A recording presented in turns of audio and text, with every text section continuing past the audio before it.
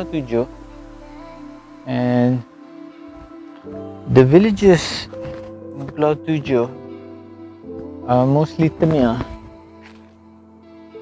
But on the other end, on the other side, was Sungai Sara, and that's more the Jahai. So now you can really see the difference in the village, and you can see the setting of the village. The houses, they're better organized. They are much more modern. They're using generators again. There's no electricity. Again, there's no water. There's water coming out from the stream. It's gravity feed. But what's amazing is you see they have proper toilets, proper housing, very well built. And the reason this is one of the things that you will find difference between the Jahai villages and the Temengor villages. They live by the lake, but they're always looking for something better, something more. You see how beautifully it's decorated. This is the national flower of Malaysia.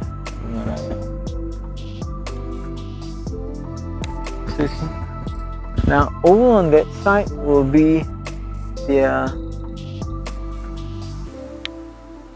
Over on that side will be where they will be planting their trees. So again, they're farming. The farms are bananas,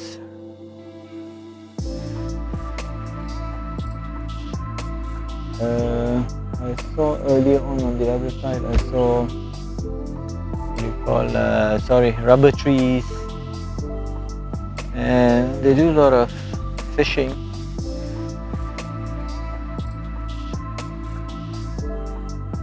Tapioca trees, there's some fruit trees as well.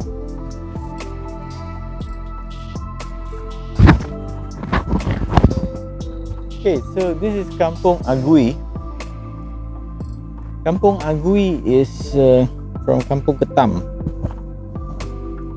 Now this river comes up here, and if you remember the other river where we went to Andat's house, that's Aibanun, you can actually cross to Andat's location.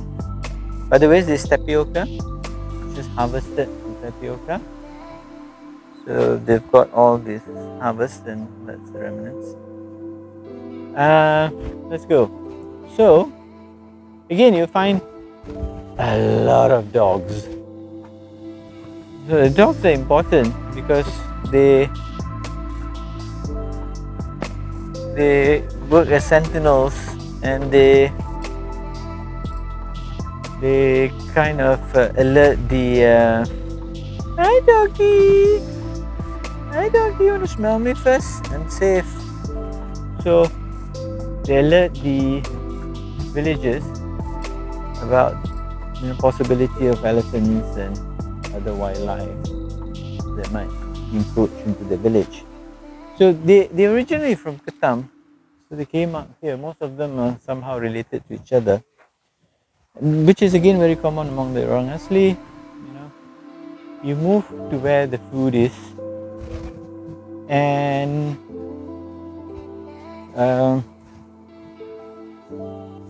they work. Some of them in Greek. A lot of them are doing their plantations. Hi doggy!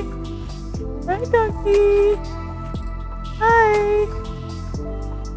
So now, why? What do you smell? So, so look, there's motorcycles. Now look at this track.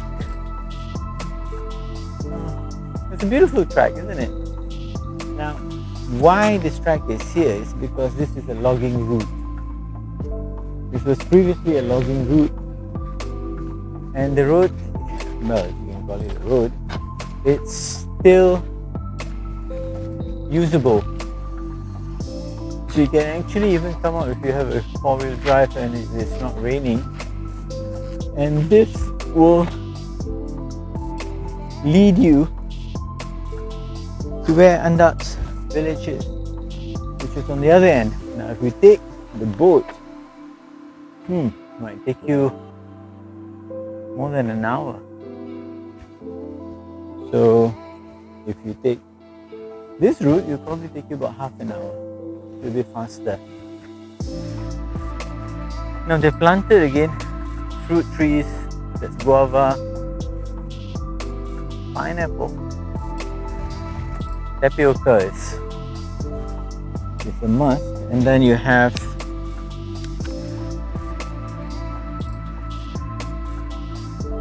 papayas,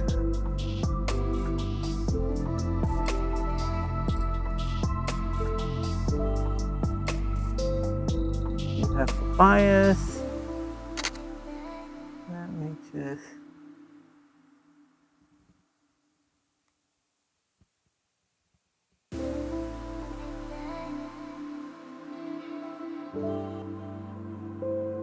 trying to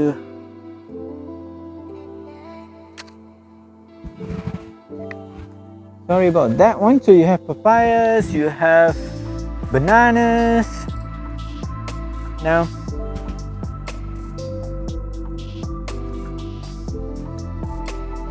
Now, if you look on that side, they were planting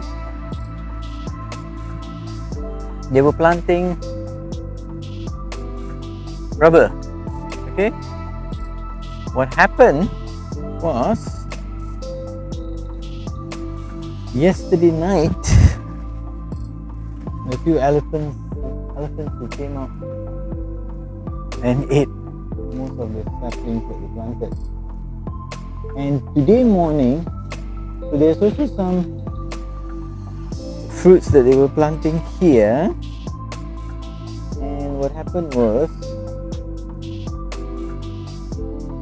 unfortunately, some elephants came out today morning and destroyed some of the crops. So what they do is, usually they have these firecrackers they will throw, and to, hopefully that these elephants will move away. So when we talk about land, it's very sensitive. Now why is it sensitive? If you look at the lake, I mean, look at this beautiful site. They have cleared without any help from any government, ministries, institutions. They're doing it on their own.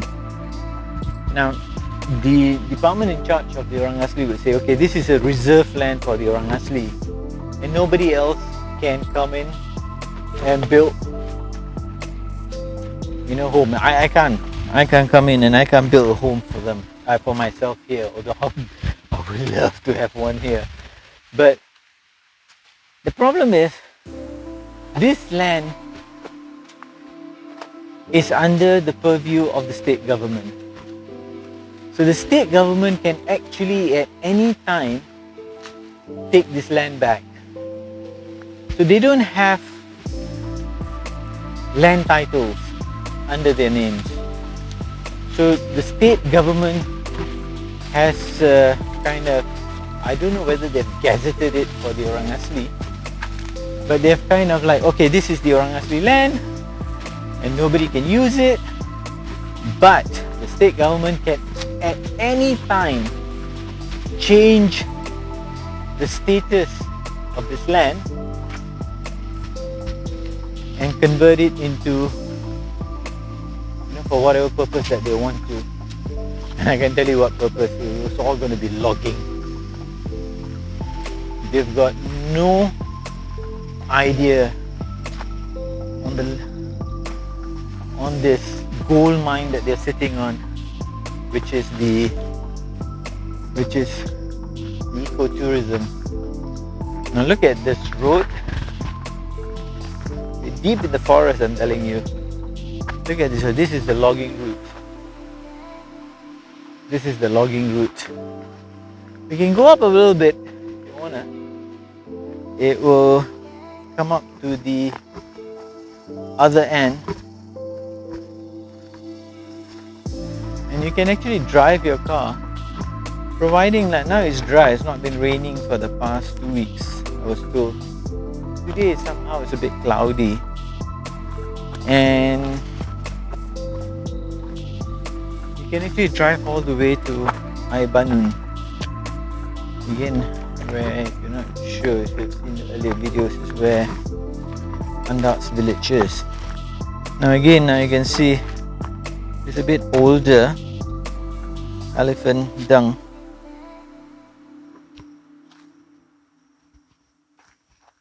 They've learned to live with the elephants. I mean, there's always a human-elephant conflict in any of the Orang Asli villages that you go to. That's not going to change anytime soon. This is an old logging route. Right deep in the forest. This is nice. This area has been logged extensively. And this was what they were doing. They built this road all the way up, and then the whole idea is to carry the machinery and then log them, bring them down this path which would go down to the lake, and then it becomes a lot easier floating those logs to the collection center.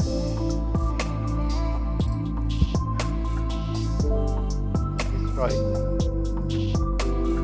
Look at the forest. I mean, it looks all green and nice, but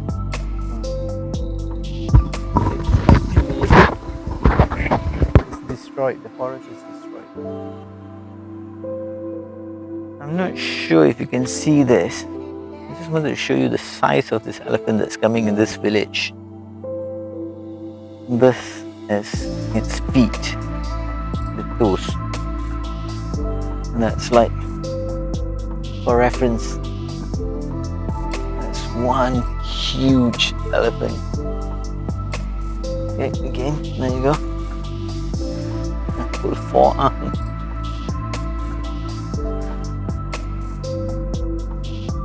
So you can see that, huh? Okay. So this is the water supply to the village. It's coming up from the stream up, and the stream is flowing. Now if you look at these pipes, so the pipes are going right up, and one of the pipe they have literally pulled it up so that it's like a flowing water from a waterfall. I don't know what to say. Anyway, so you can see the pipes. So they're making sure they're not taking water right from the lower part, but rather it's coming up from the stream up there.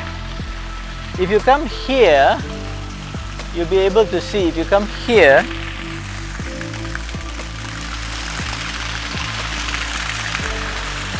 so they're taking water right up from the stream.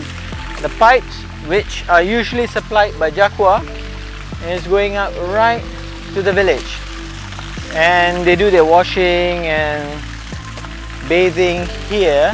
Again, the water is coming up right from the top, so it's clean water, but it's not treated water. Is there a risk for the water? Yes, there is a risk. When the water is flowing well, then it's fine. But if the water is not flowing well, when the water is a bit stagnant and it's coming down slowly, so there's a risk of leptospirosis, because there could be animals that are carrying leptospira, and if they pee, and if the water is, usually when the water is flowing, it just washes out, it dilutes it. So the risk of leptospirosis is there, and of course any other waterborne diseases. But you don't hear so much because the water is being taken right from the top, as I said earlier. So it's fairly clean. It's better than the water that's from the lake, and they usually boil before drinking it. So it's a good source of water supply, a good example of gravity feed. Problem?